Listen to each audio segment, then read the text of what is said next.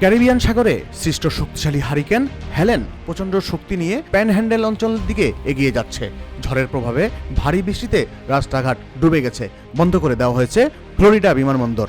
হারিকেনের আঘাতে উপকূলীয় এলাকায় ভয়ঙ্কর ঢেউ আছড়ে পড়তে পারে বলে সতর্ক করা হয়েছে। বার্তা সংস্থা রয়টার্স জানিয়েছে, এটি বৃহস্পতিবার ক্যাটাগরি 4-এ রূপ নিয়েছে। ফ্লোরিডায় 130 মিটার গতিতে বাতাস বয়ে যাচ্ছে। যুক্তরাষ্ট্রের ন্যাশনাল হারিকেন সেন্টার জানিয়েছে, ঝড়ের শক্তি আরও বাড়তে পারে। শক্তিশালী এই ঝড় শুক্রবার স্থানীয় সময় রাত 11টার দিকে ফ্লোরিডার আছড়ে পড়তে পারে। কেন্দ্র পরিচালক মাইকেল বেরিনান জানান, স্থানীয় বাসিন্দাদের নিরাপদে আশ্রয়ে যেতে নির্দেশ দেওয়া হয়েছে, কারণ এই ঝড়ে প্রাণনাশের আশঙ্কা রয়েছে। এছাড়া হারিকেনের ফলে কোথাও কোথাও 20 ফুট উঁচু ঢেউয়ের সৃষ্টি হতে পারে, যা 2 তলা ভবনের সমান। তিনি বলেন, শক্তিশালী ঝড়ের আঘাতে উপকূলীয় অঞ্চলে থাকা কোনোভাবেই সম্ভব নয়, কারণ ঢেউয়ের আঘাত ভবন ভেঙে যেতে পারে।